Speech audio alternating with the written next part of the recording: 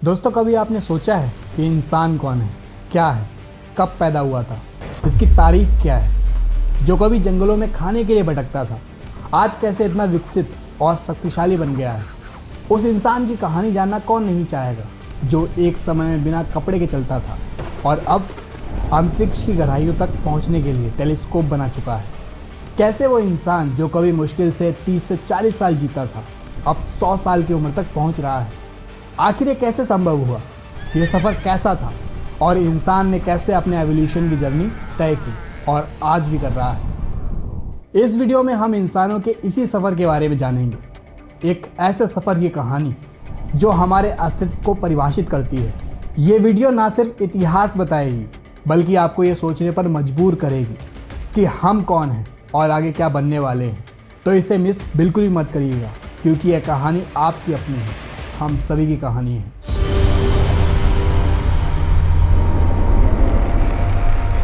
दोस्तों, कभी आपने सोचा है कि हम इंसान जो कभी पेड़ पौधे के बीच बिना कपड़ों के जंगलों में शिकार करते फिरते थे, आज कैसे इस धरती पर राज कर रहे हैं। एक सफ़र जो 25 लाख साल पहले पूर्वी अफ्रीका के जंगलों से शुरू हुआ था, वो आज कैसे हम सभी को इस आधुनिक युग तक ले आया है। पर यहाँ कहानी में एक ज़बरदस्त ट्विस्ट है और ये ट्विस्ट आपको हैरान कर देगा। आज के इंसान को ज़रा गौर से देखिए। कोई गोरा है तो कोई काला है, कोई लंबा है तो कोई छोटा है, कोई अंग्रेजी बोलता है तो कोई हिंदी, उर्दू, जर्मन, स्पेनिश या फिर फ्रेंच बोलता है। हर देश, हर जगह पर लोग अलग अलग तरह से कपड़े पहनते हैं, अलग ढंग से बातें करते हैं। मगर जितने भी फ़र्क क्यों ना हो, हम सभी एक ही नस्ल से हैं, एक ही प्रजाति से हैं, होमो सेपियंस। लैटिन में होमो का मतलब होता है मनुष्य और सेपियंस का मतलब होता है समझदार, यानी कुल मिलाकर समझदार इंसान। लेकिन ये हमारी पूरी कहानी नहीं है।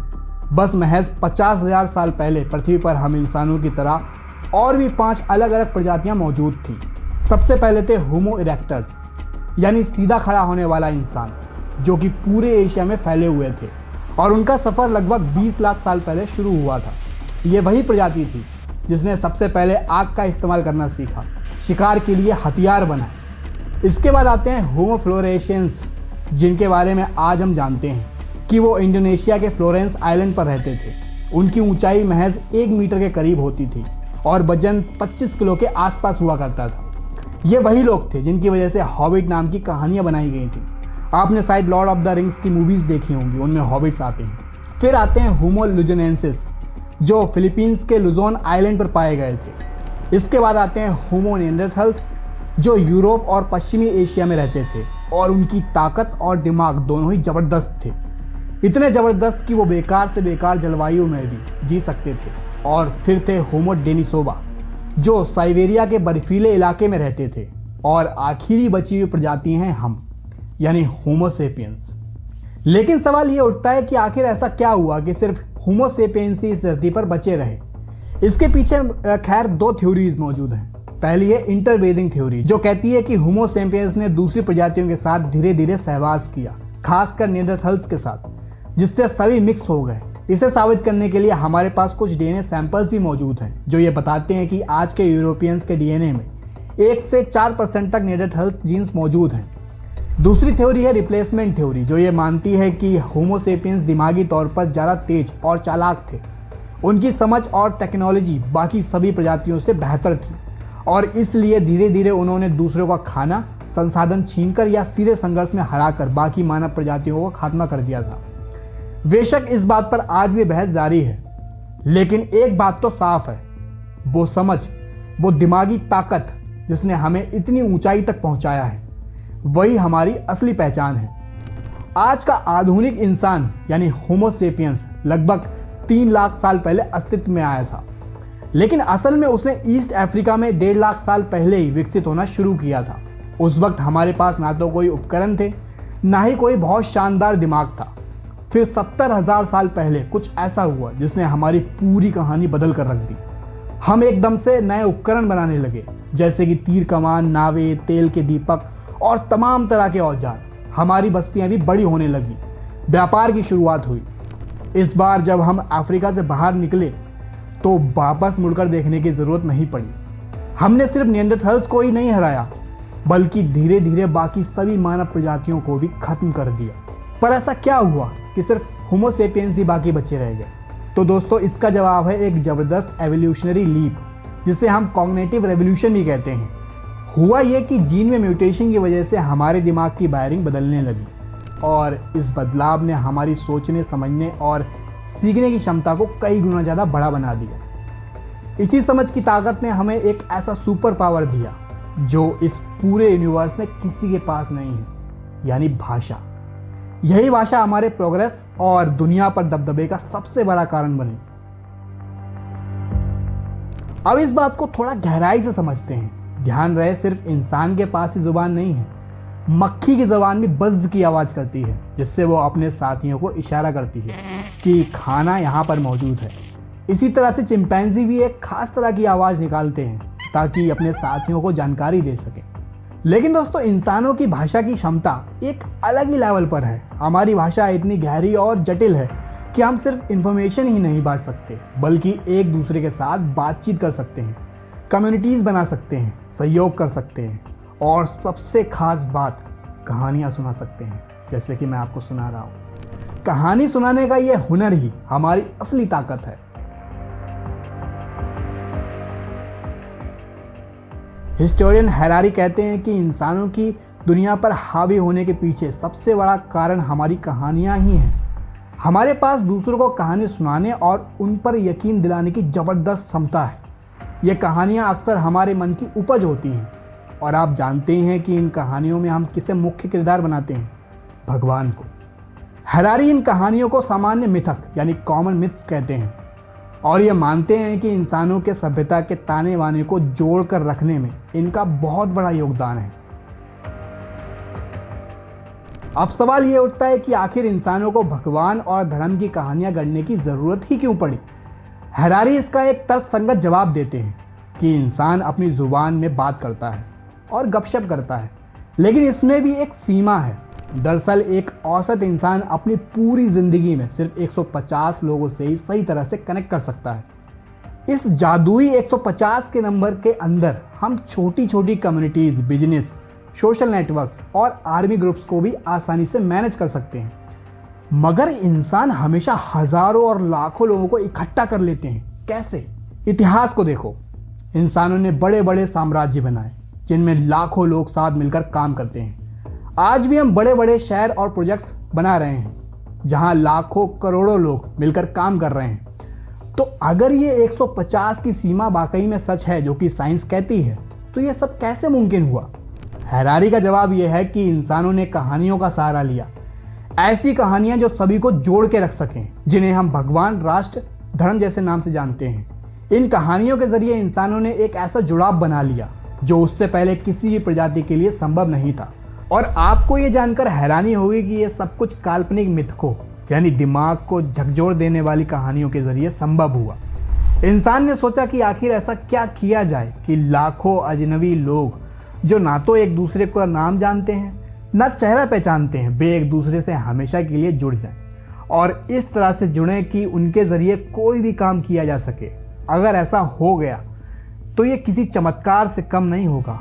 और यही वो पल था जब इंसान ने इस ब्रह्मांड के सबसे बड़ी कहानी गढ़नी शुरू की। ये कहानी थी एक ऐसे भगवान की जो आसमान के पार रहता है और अगर तुमने उसकी बात नहीं मानी तो वो तुमको सजा देगा। ये कहानी हर इंसान को सुनाई गई और बार बार सुनाई गई जब तक कि ये उनके विश्वास का हिस्सा ना बन गई। और फिर हुआ ये कि जैसे ही इंसानियत ने इस कहानी पर विश्वास करना शुरू किया, सभी एक साथ काम करने लगे और यही मिलकर काम करना इंसानियत को आगे ले गया। दोस्तों, ये कितनी अजीब और क्रांतिकारी बात है कि दुनिया के हर बड़े सिस्टम का आधार इंसानों का सहयोग है और इंसानों के इस सहयोग के पीछे ये कहानियां हैं। यही कहानियां धर्म बनाती हैं, यही कहानियां देश बनाती हैं, यही कहानियां जस्टिस सिस्टम बनाती हैं और यही कहानियां संस्थाओं को जन्म देती हैं। इन कहानियों की वजह से ही कम्युनिटीज अस्तित्व में आती हैं। ये कहानियां जंग भी कराती हैं और शांति भी स्थापित करती हैं और इन्हीं कहानियों के आधार पर हमारा पूरा समाज टिका हुआ है। इन कहानियों को एकेडमिक दुनिया में कल्पना यानी फिक्शन कहा जाता है, सामाजिक संरचना यानी सोशल स्ट्रक्चर कहा जाता है या काल्पनिक वास्तविकता यानी इमेजिन्ड रियलिटीज कहा जाता है। और अब मैं आपको सबसे दिलचस्प बात बताता हूँ। वक्त ने यह साबित कर दिया है कि ये काल्पनिक वास्तविकता महज कल्पना नहीं है। आज की दुनिया को देखिए, हम दोहरी वास्तविकता में जीते हैं। एक है हमारा भौतिक संसार, जैसे कि मैं यहाँ हूँ, ये सामने मेरे कैमरा है, ये मेरे सामने लाइट है और ये सब अपनी इंद्रियों से ही देख सकता हूँ। और दूसरी है वो वास्तविकता जो हमने कभी देखी ही नहीं है, लेकिन फिर भी उस पर हमारा अटूट विश्वास है, जैसे भगवान, नेशन या कोई आइडियोलॉजी। यह है हमारी ज़िंदगी की अदृश्य वास्तविकताएं। और आपको यह जानकर हैरानी होगी कि यह सब कुछ एक क्रांतिकारी सोच के साथ संभव हो पाया।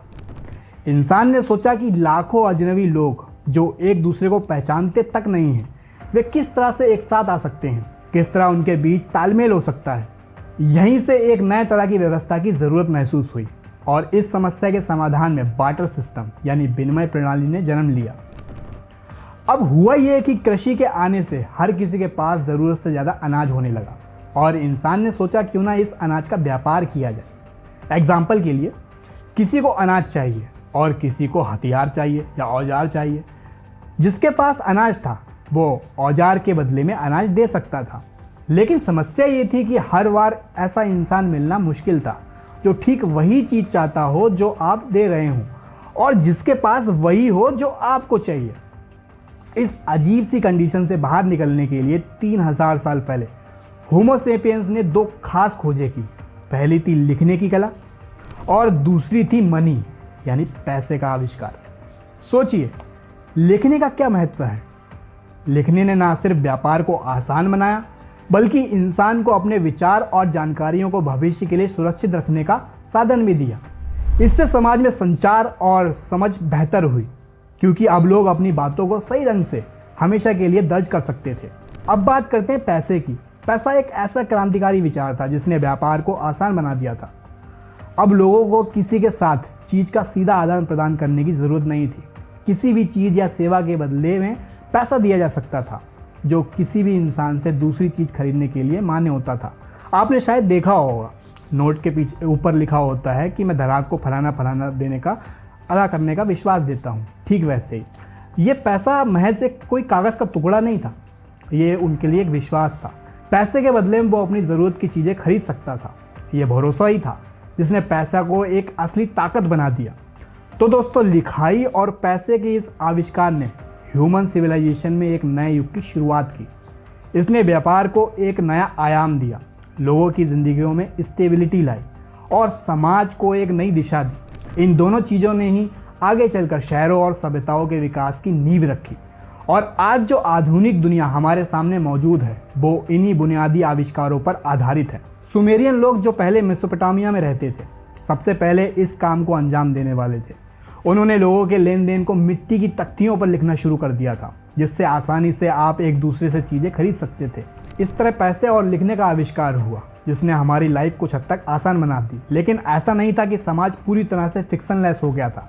जैसे जैसे समाज बढ़ रहा था, वैसे वैसे वो और भी ज़्यादा जटिल होता जा रहा था। अब इंसान ने इस बढ़ती जटिलता से कैसे निपटा? इस समस्या को टैकल करने के लिए एक अथॉरिटी सिस्टम का निर्माण हुआ, यानी कानून का, एक हायरार्की का। हायरार्की का सबसे अच्छा एग्जाम्पल एक साम्राज्य हो सकता है, जिसके ऊपर एक राजा या सम्राट होता है और उसके नीचे पूरा तंत्र काम करता है। आज हम चाहे हायरार्की के बारे में कितना ही बुरा क्यों ना कह लें, लेकिन सच्चाई यही है कि इन साम्राज्यों ने समाज को सोशल, पॉलिटिकल और फिजिकल स्टेबिलिटी भी दी थी। इसे समझने के लिए मैं आपको बेबीलोन का एग्जाम्पल देता हूँ, जो अपने समय के सबसे बड़े साम्राज्यों में से एक था। बेबीलोन के लोगों को कंट्रोल और मैनेज करने के लिए राजा हब्बुराबी ने कानून का एक संग्रह जारी किया था, जिसे कोड ऑफ हब्बुराबी कहा जाता है। इन कानूनों में यह साफ किया गया है कि इस साम्राज्य में कौन सी चीज़ें वैध हैं और कौन सी चीज़ें वैध नहीं हैं। लेकिन इन कानूनों को मनवाने के लिए राजा और सम्राटों को लोगों की सहमति भी ज़रूरी होती है। और ऐसे में उन्होंने सोचा कि ऐसा क्या किया जाए कि लोग उनके अधीन हो जाएं और उनकी अथॉरिटी को बिना किसी सवाल के मान लें। इसके लिए उन्होंने एक और शक्तिशाली चीज़ का सहारा लिया, धर्म का। राजा हब्बुराबी ने लोगों के सामने ये घोषणा की कि वो धरती पर भगवान का प्रतिनिधि हैं और खुद भगवान ने उन्हें ये पद सौंपा है। अब जैसे ही ये कहानी लोगों के बीच फैलाई गई, सभी ने इस मिथिकल कहानी पर विश्वास करना शुरू कर दिया। और जैसे कि मैंने आपको पहले बताया कि समाज में लोगों का आपस में तालमेल बढ़ाने के लिए आपको उन्हें एक मिथ, एक कहानी देनी पड़ती है। अब तक हमने 2 क्रांतिकारी बदलावों के बारे में बात की है, कॉग्निटिव रेवोल्यूशन और एग्रीकल्चर रेवोल्यूशन। लेकिन लगभग 500 साल पहले एक ऐसा बदलाव आया जिसने पूरी इंसानियत का भविष्य हमेशा के लिए बदल कर रख दिया, और वो था साइंटिफिक रेवोल्यूशन। ये क्रांति यूरोप में आई और इसने लोगों की सोच से लेकर उनकी जिंदगियां तक पूरी तरह से बदल दी। पिछले हजारों सालों से लोग धर्म की कहानियों में विश्वास करते थे। उनके लिए धर्म ही सब कुछ था और चर्च उनका सबसे बड़ा शक्ति केंद्र था।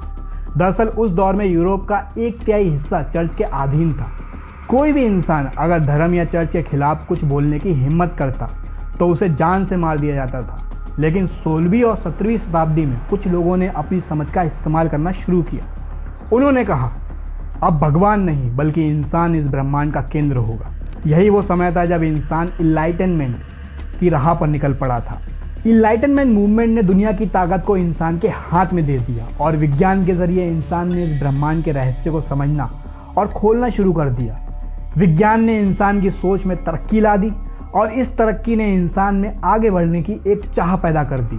यही चाह देशों को अपनी सीमाएं बढ़ाने के लिए प्रेरित भी करता है। इस विस्तार की सोच ने एक नए विश्वास को जन्म दिया जिसे हम कैपिटलिज्म यानी पूंजीवाद कहते हैं। आज की दुनिया में चाहे कोई हो, हिंदू हो, मुस्लिम हो, सिख हो या फिर ईसाई हो, अमेरिकी हो, कोरियाई हो या फिर जापानी हो या फिर इंडोनेशियाई हो, उनकी ज़िंदगी का सबसे बड़ा सच है पैसा।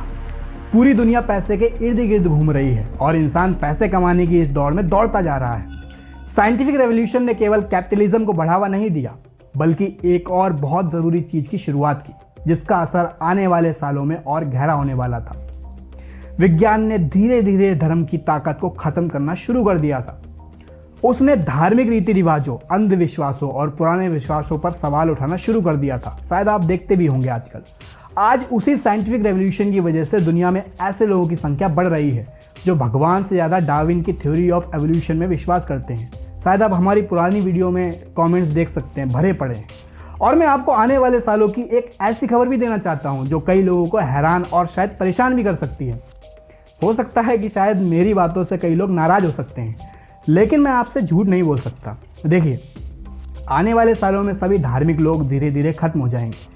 समय के साथ सारे धर्म धीरे धीरे गायब हो जाएंगे और केवल एक चीज़ बचेगी, विज्ञान और टेक्नोलॉजी। हालांकि 2 हो गई बट एक ही चीज़ है। देखिए, ये कुछ ऐसे होगा कि जिस रफ्तार से विज्ञान और टेक्नोलॉजी आगे बढ़ रहे हैं वो धीरे धीरे हमारी ज़िंदगी के हर पहलू को अपने अधीन कर लेंगे। विज्ञान और टेक्नोलॉजी के पास इंसान के हर सवाल का जवाब होगा। आज दुनिया में ऐसी कंपनियां काम कर रही हैं जो इंसान को अमर बनाने की सोच रही हैं। जेनेटिक री इंजीनियरिंग के जरिए इंसान नए इंसान को खुद ही बना सकता है और आने वाले समय में विज्ञान और टेक्नोलॉजी ऐसे मुकाम पर पहुंच जाएगा जो आज हम सोच भी नहीं सकते। तो उस युग में कुछ ऐसा होगा कि जब इंसान किसी सवाल का जवाब भगवान से मांगेगा तो भगवान के पास केवल परलोक का वादा होगा। इंसान कहेगा कि मेरी ये समस्या है, मुझे खाना चाहिए, इसके समाधान दो, पर भगवान और धर्म उसे केवल मरने के बाद के सुख का ही आश्वासन देगा। पर जब वही सवाल विज्ञान और टेक्नोलॉजी के सामने रखा जाएगा तो तुरंत इंसान को उसकी समस्या का समाधान तुरंत मिलेगा। इंसान को उसके सवालों का जवाब पूरा मिल जाएगा। यही चीज़ धीरे धीरे इंसान को धर्म से दूर ले जाएगी और जो आस्था की प्रणाली बचेगी वो केवल विज्ञान और टेक्नोलॉजी की होगी। हो सकता है कि आप मेरी बातों से रिलेट कर पाएँ या हो सकता है इस पर आप नाराज़ हो जाएं। वैसे नाराज़ होने की कोई ज़रूरत नहीं है, ये मेरे तार्किक मन की बातें हैं।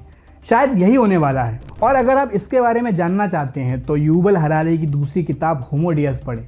यह किताब आपके अस्तित्व को हिलाकर रख देगी और ये बताएगी कि आने वाले समय में क्या होने वाला है।